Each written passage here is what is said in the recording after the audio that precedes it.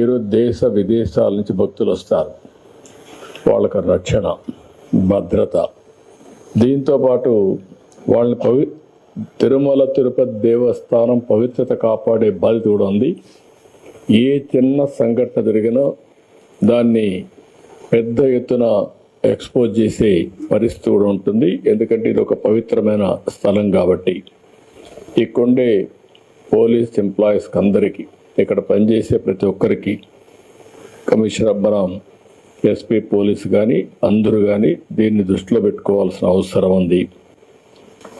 అయితే ఇంకొక పక్కన ఇక్కడ ఈ పోలీస్ స్టేషన్ ఒక మోడల్గా చేసుకొని ఈ ప్రాంతంలో ఎక్కడ ఎవడు తప్పు చేసినా ఇమ్మీడియట్గా కానీ పట్టుకోగలిగిన పరిస్థితికి వస్తే చాలా ఒక ఇమేజ్ పెరిగే పరిస్థితి వస్తుంది. పోలీసులు ఒకటే గుర్తుపెట్టుకోవాలని చాలా స్పష్టంగా చెప్పాను. నేను ఎప్పుడు ముఖ్యమంత్రి అయినా, అందుకే నేను ఇక్కడుండే మిమ్మల్ని అందరినీ కోరేది ఏంటంటే, మీలో ఒక ఆలోచన, ఇది ఒక ఆధ్యాత్మిక కేంద్రం. భక్తులు ఇక్కడికి వచ్చినప్పుడు దేవుని మీద తప్ప వేరే ఆలోచన ఉండదు.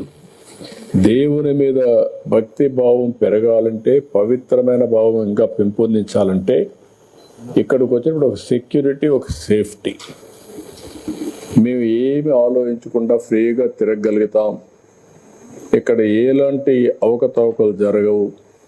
ఇక్కడ ఏది కూడా ఒక పద్ధతి ప్రకారం జరుగుతుంది అనే పరిస్థితి ఉండాల్సిన అవసరం ఉంది. అది ఉండాలంటే మీలో కూడా ఎప్పటికప్పుడు ఆ మార్పు, లేకపోతే నవేడేస్ మనకందరికి కూడా ఒక మాటలో చెప్పాలంటే కొన్ని మంచి పనులు కూడా చేశారు. దానికి ఒకసారి మిమ్మల్ని అభినందించాలి. యువత భవిష్యత్తును నాశనం చేస్తున్న మారక ద్రవ్యాల్ని, మహిళలపై జరుగుతున్న నేరాలు, రోడ్డు ప్రమాదాల నివారణకై ప్రత్యేకమైన దృష్టి పెట్టారు. 762 కిలోల గంజాయిని స్వాధీనం చేసుకుని స్మగ్లర్స్ యొక్క సప్లై చైన్ అరికట్టారు. 179 మందిని అరెస్ట్ చేశారు. స్మగ్లర్స్ పై ఎన్డీపీఎస్ చట్టంతో పాటు పీడీ యాక్ట్ కూడా పెట్టి జైలు పంపించారు. This is the biggest break through. మనస్ఫూర్తిగా అభినందనలు. గంజాయి విక్రేతల్ని రవాణా చేసే వారిపైన కూడా 296 మంది పైన ఏదైతే సస్పెక్ట్ షీట్ తెరిచి వారిపై నిఘా కూడా పెట్టారు. ఎర్ర చందనం స్మగ్లర్స్ అరికట్టడానికి బాగా గట్టిగా పనిచేస్తున్నారు. జిల్లా వ్యాప్తంగా గ్రామాల్లో 786 డ్రగ్స్ అబ్యూస్ ప్రివెన్షన్ కమిటీ ఏర్పాటు చేసి మోడల్లో కూడా అవేర్నెస్ తీసుకొస్తున్నారు. దీన్ని కూడా మనస్ఫూర్తిగా మనం ఇటీవల ఒక మంచి కార్యక్రమం తీసుకున్నాం.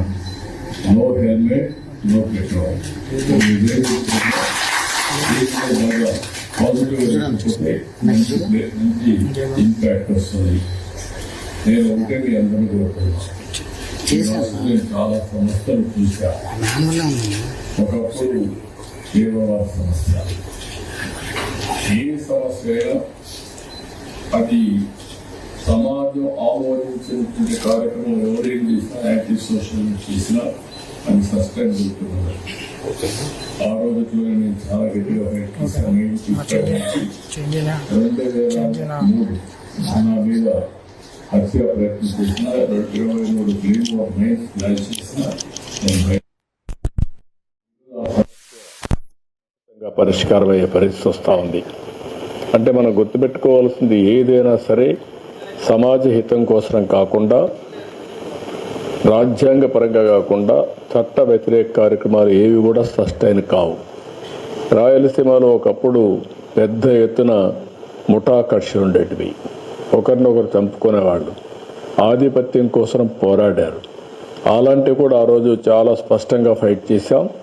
ముఠా కక్షలను అణిచివేయడమే కాకుండా ముఠా కక్షల్ని పూర్తిగా కంట్రోల్ చేసి నార్మల్సి తీసుకొచ్చాం. ఆ విషయం కూడా మనందరం గుర్తుపెట్టుకోవాల్సిన అవసరం. ఆ సందర్భంలో మా పార్టీ వాళ్ళు, తెలుగుదేశం పార్టీ లీడర్స్ అయినా వాళ్ళను కూడా అరెస్ట్ చేశాను. ఎందుకంటే కఠినంగా వ్యవహరిస్తే తప్ప ఇది సాధ్యం కాదని. అదే సమయంలో 3వ సమస్యను మీరు ఒకసారి చూస్తే కమ్యూనల్ వైలెన్స్. కమ్యూనల్ వైలెన్స్ వచ్చి హైదరాబాద్లో 6 నెలలు కర్ఫ్యూలు పెట్టి రాష్ట్రం మొత్తం అనేక ప్రాంతాల్లో మత విద్వేషాలు రెచ్చగొడతా ఉంటే దాన్ని కూడా కంట్రోల్ చేశాం. అయితే ఈరోజు ఇంకొక పక్కన మీరు చూస్తే రౌడీయిజం నేను ఒక మాటే చెప్పాను. ఎవరైనా సరే రౌడీగా ఉండాలనుకుంటే మాత్రం ఈ రాష్ట్రంలో మీకు ప్లేస్ లేదు. అవసరమైతే రాష్ట్ర బహిష్కరణ చేశాం, కొంతమందిని గట్టిగా కఠినంగా యాక్ట్ చేశాం. దాంతో రౌడీలు అనేవాళ్ళు కూడా ఎక్కడా లేకుండా పోయే పరిస్థితులు. ఒకప్పుడైతే గల్లీకి ఒక రౌడీ, వీధికి ఒక రౌడీ కూడా తయారై పెద్ద ఎత్తున సెటిల్మెంట్ వీళ్ళే, భూ కబ్జాలు వీళ్ళే, ఊర్లో పెత్తనం వీళ్ళే, వీళ్ళు ఇష్ట ప్రకారం చేస్తారు. అన్ని కంట్రోల్ చేశాం.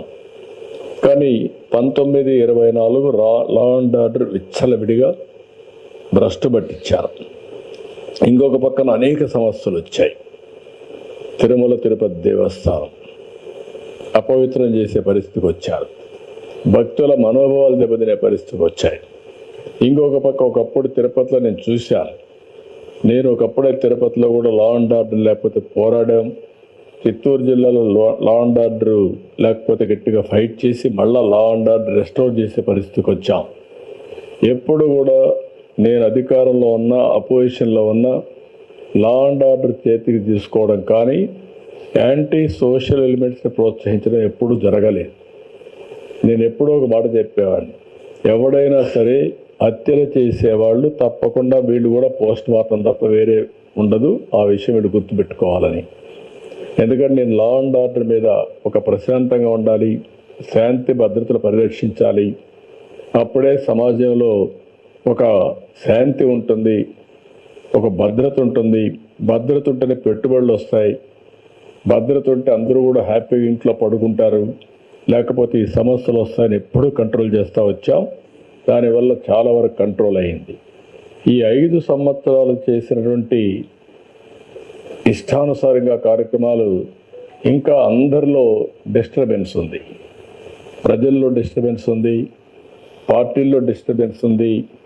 ఇంకా చేసిన వాళ్ళు కూడా ఇంకా చెల్లుబాటు అవుతాయి, ఇదే రౌడీజం చేస్తామని కూడా ఆలోచిస్తున్నారు. అది కూడా మనం ఒకసారి గుర్తుపెట్టుకోవాల్సిన అవసరం ఉంది. నేను ఒకటే ప్రతి ఒక్కరికి విజ్ఞప్తి చేస్తున్నా, ప్రజాస్వామ్యం లిమిటేషన్లో పనిచేస్తే ఎవరన్నా వాళ్ళ విధానాలు చెప్పాలని చెప్పుకోవచ్చు, కానీ విధానాల పేరుతో రౌడీజం చేస్తాం, ఇష్టానుసారంగా లా అండ్ ఆర్డర్ మా చేతికి తీసుకుంటాం, మీరు ఏం చేస్తారంటే మాత్రం ఎట్టి పరిస్థితులు ఉపేక్షించాం. అది ప్రజాస్వామ్య విలువలు కాదు. ఆ విషయం గుర్తుపెట్టుకోవాల్సిన అవసరం ఉంది. లా అండ్ ఆర్డర్లో మనం ఒకసారి చూస్తే రోడ్స్ అని బ్లాక్ చేయడం, ఎక్కడికెక్కడ స్తంభింపజేయడం, లేకుంటే ఈ మధ్య మనం చూస్తున్న రఫా ఏంటో నాకు అర్థం కాలేదు. రఫాలు ఆడిస్తానని ఇంకొక పక్క నేను చూస్తున్నాను కొన్ని దిక్కల్లో ఒక పోస్టర్ పెట్టి ఆ పోస్టర్లో జన్మదినం జరుపుకోవచ్చు, మనసుల్లో ఉండి రావాలి, జరుపుకుంటే నాకేం అబ్జెక్షన్ లేదు.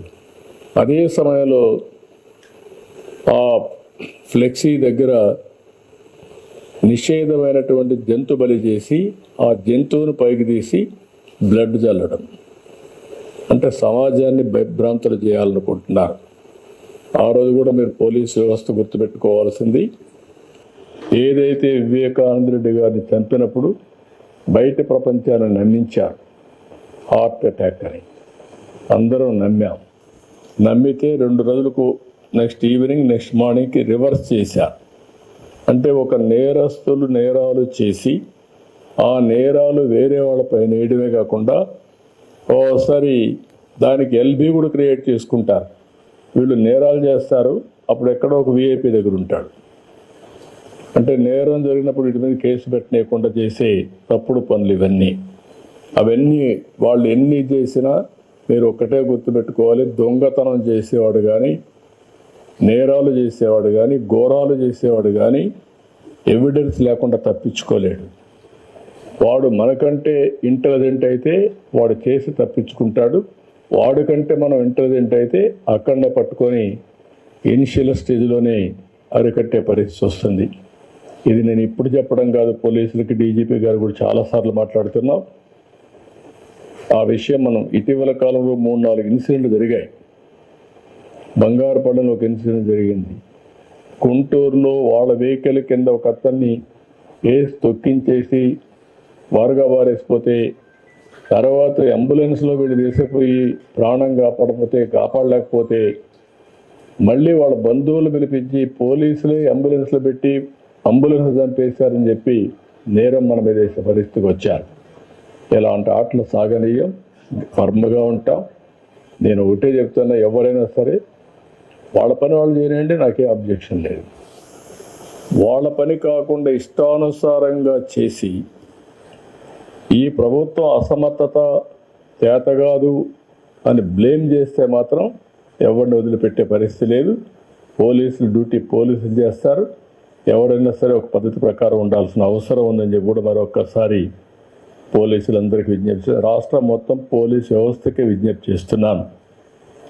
ఇటీవల నేను చూసినప్పుడు కొన్ని అయితే అతి నీచంగా దారుణంగా బిహేవ్ చేయడం, సోషల్ మీడియాలో ఇంకా కూడా అసభ్యంగా పెట్టడం, క్యారెక్టర్ అసాసినేషన్ చేయడం.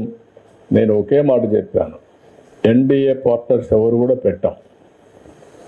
నేను ఎవరన్నా ఎన్డీఏ పార్ట్నర్స్ కూడా నాకు అది ఆమోదయోగ్యం కాదు. ఏదైనా సరే సోషల్ మీడియాలో పెట్టడం, లేకుంటే రౌడీజం చేయడం, లేకుంటే హత్యలు చేయడం ఎవరిని నేను యాక్సెప్ట్ చేయను. అదే సమయంలో తప్పు చేసిన వాడు మాత్రం తప్పించుకోలేడు. ఈ విషయం కూడా వీళ్ళు గుర్తుపెట్టుకోవాల్సిన అవసరం ఉంది. అదే మరి general law and order maintain చేయడం పెద్ద కష్టం కాదు. మనకు మెర్సిలెస్గా ఉంటాం. రాజకీయ ముసుగులో ఉండి నేరాలు చేస్తే మాత్రం అది ఎట్టి పరిస్థితుల్లో యాక్సెప్ట్ చేయమని చెప్పి కూడా నేను మీకు తెలియజేస్తున్నా. ఈ విషయంలో పోలీస్ వ్యవస్థ గట్టిగా ఉండాలి, మెసేజ్ కరెక్ట్గా ఉండాలి. అదే మరి నేరం జరిగిన తర్వాత మనం వ్యవహరించే తీరు చాలా ఇంపార్టెంట్. ఒక 4-5 కేసుల్లో గట్టిగా ఉన్నాము అనే పరిస్థితి వస్తే రాష్ట్రం మొత్తం సెట్ అవుతారు. ఒకప్పుడు దేవాలయాలపైన దాడులు, ఎక్కడికక్కడ గందరగోళం, దొంగతనాలు ఇవన్నీ పోయినాయి. ఎవడన్నా చేస్తే ఇమ్మీడియట్గా పట్టుకోగలుగుతున్నాం. దానిపైన మనం గట్టిగా యాక్షన్ కూడా తీసుకునే పరిస్థితికి వచ్చాం. ఇప్పుడు వైకుంఠ ఏకాదశి పర్వదినం ఇంకా 10 రోజులు ఉంటుంది. హెవీ క్రౌడ్స్ కూడా ఉంటాయి. దీనిపైన మీరందరూ అప్రమత్తంగా ఉండాలి. పోలీస్ వ్యవస్థ అప్రమత్తంగా ఉండాలి. టీటీడీ కూడా ఇన్స్ట్రక్షన్స్ ఇస్తున్నాం. 0 టాలరెన్స్. ఎక్కడ చిన్న ఇన్సిడెంట్ జరగడానికి వీలు లేదు. ఏ ఇన్సిడెంట్ జరిగినా చాలా ఫర్మ్గా కూడా ఉంటాం. అందరూ కూడా అప్రమత్తంగా ఉండాల్సిన అవసరం ఉంది. ఇంకొక పక్క టెక్నాలజీని కూడా ఇప్పుడే నేను చూశాను. అన్ని దగ్గర ఈ సీసీటీవీ కెమెరాలు పెట్టారు. అక్కడి నుంచి ఇన్ఫర్మేషన్ కూడా తెప్పిస్తున్నారు. దాన్ని ఇంకా కూడా నెక్స్ట్ లెవెల్కి తీసుకుపోవాల్సిన అవసరం ఇక్కడ కూడా చూపిస్తున్నాడు సుబ్రాయుడు ముందర పెట్టి. దీన్ని ఎక్కడెక్కడ జరుగుతూ ఉంది అవన్నీ కూడా పెట్టారు. That's a good thing. దీన్ని ఇంకా నెక్స్ట్ లెవెల్కి తీసుకెళ్దాం. ఇంటెలిజెంట్ పోలీస్ వ్యవస్థను పెడదాం. రౌడీ షీటర్స్ అందరిని ఇందులో పెట్టడం, ఎవరైనా ఇష్టానుసారంగా చేసి ఇక్కడి నుంచి కూడా మానిటర్ చేసి డైరెక్షన్స్ ఇచ్చే పరిస్థితి రావాలి. ఇప్పుడు పెట్రోలింగ్ కూడా మనం డ్రోన్స్తో చేసే పరిస్థితికి వచ్చాం. ఒకసారి డ్రోన్తో పెట్రోలింగ్ చేసినప్పుడు డాక్యుమెంటరీ ఎవిడెన్స్ వస్తాయి, విజువల్స్ వస్తాయి. విజువల్స్ వచ్చినప్పుడు ఆటోమేటిక్గా కంట్రోల్ కూడా వస్తారు. కేసు కూడా ఫర్మ్గా ఉంటుంది. ఆ విషయం కూడా వీళ్ళు గుర్తుపెట్టుకోవాల్సిన అవసరం ఉంది. ఇంకొక పక్కన మీరందరూ, నేను చాలాసార్లు చెప్పాను, టెక్నాలజీ బాగా ఉపయోగించండి. ఇన్విజిబుల్ పోలీస్ ఉండాలి, విజిబుల్ పోలీసింగ్ ఉండాలి. That is the direction I'm giving. ఎవడు తప్పు చేసినా తప్పించుకోలేమని భయం ఉంటే అందరూ కూడా కంట్రోల్లోకి వస్తారు. అల్టిమేట్గా తిరుపతిని నేరాలు లేని సిటీగా, ఒక ప్రశాంతమైన సిటీగా, ఆయన ఎంత గొప్ప నాయకుడైనా వాళ్ళ ఇంట్లో గొప్ప నాయకుడిగా ఉండమని, కానీ బజార్లోకి వస్తే మాత్రం చట్టపరంగా ఆయన కూడా బాధ్యత కలిగిన పౌరుడే. నోరు బారేసుకోవడం, ఇష్టానుసారంగా చేయడం ఇవి చేస్తే మాత్రం గవర్నమెంట్ కూడా గట్టిగానే ఉంటాం, చట్టపరంగా గట్టిగా ఉంటాం. వాళ్ళ పని వాళ్ళు చేయమనండి, మనకేం అబ్జెక్షన్ లేదు. కానీ గట్టిగా రౌడీజం చేస్తే పెద్ద నాయకులు అయిపోతారంటే కరెక్ట్ కాదు. ఇది గుర్తుపెట్టుకోవాల్సిన కోర్టు. నేను ఇక్కడే పుట్టా, ఇక్కడే పెరిగా. నాకు ఈ ప్రాంతంలో ప్రతి ఒక్క వీధి తెలుసు, ప్రతి ఒక్క సందు తెలుసు, ప్రతి ఒక్క ప్రాంతం తెలుసు, ప్రజల మనోభావాలు తెలుసు.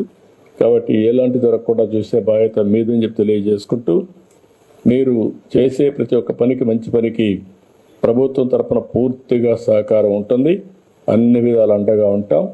ఇది ఫ్యూచర్ సిటీ. ఎందుకు ఫ్యూచర్ సిటీ అంటున్నానంటే, తిరుపతి ఇప్పుడు విశాఖపట్నం ఆల్ ఐటీ కంపెనీస్ అన్నీ వచ్చాయి. అమరావతి రాజధాని, అదే తిరుపతి, వెంకటేశ్వర స్వామి ఉన్న స్థలం ఇది.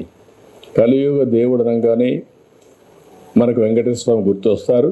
ఆ మహిమ ఇక్కడ ఉంది. ఎవరైనా తప్పు చేస్తే ఆటోమేటిక్గా దేవుడే పనిష్ చేస్తున్నాడు. ఇంకొక జన్మలో కాదు, ఈ జన్మలోనే పనిష్ చేస్తున్నాడు. I have seen, I'm witnessing. కాబట్టి దీన్ని ఎంత పవిత్రంగా మీరు తీసుకుపోగలిగితే అన్ని మంచి ఫలితాలు వస్తాయి. దయచేసి ఆ యాంగిల్లో దీన్ని ముందుకు తీసుకుపోవాల్సిందిగా మరొక్కసారి కోరుకుంటూ అందరికీ మనస్ఫూర్తిగా అభినందనలు. All the best. ఎవరైతే ఈ ప్రాజెక్టు పూర్తి చేయడానికి అన్ని విధాలా సహకరించారో, శ్రీ సిటీ దాతలు కూడా సహకరించారు, వాళ్ళకు కూడా అభినందనలు, ధన్యవాదాలు. మిగిలిన అధికారులు ఎవరైతే బాగా పనిచేశారో వాళ్ళందరికీ మనస్ఫూర్తిగా అభినందనలు. నేను చాలా బిల్డింగ్స్ చూశాను, చాలా పోలీస్ స్టేషన్లు చూశాను, చాలా ప్రిమిసెస్ చూశాను. ఇది one of the best premises. ఎటు చూసినా ఒక ఆహ్లాదకరమైన వాతావరణం. ఇప్పుడే కలెక్టర్ గారు వీళ్ళంతా అర్బన్ డెవలప్మెంట్కి చెప్పి మధ్యలో గార్డెన్స్ కూడా చెట్లన్నీ పెట్టించి అన్ని ఫౌంటైన్స్ పెట్టి బాగా ఇది కూడా మైక్రో ఇరిగేషన్ పెట్టి చాలా బాగా చేశారు. One of the best police district office ఇది. దీన్ని ఇదే మాదిరిగా ఈ ఫ్రెష్నెస్సే కాకుండా ఈ ఫ్రెష్నెస్ పోలీసింగ్ పైన ఉండాలి. ఎవడు రౌడీ అనేవాడు భయపడే పరిస్థితి మీరు తేగలిగితే that is the best district of policing అవుతుంది. అది కూడా మీరు చేయాల్సిందిగా కోరుకుంటూ మరొక్కసారి అందరికీ అభినందనలు, ధన్యవాదాలు. థ్యాంక్ యూ అని అంటారు.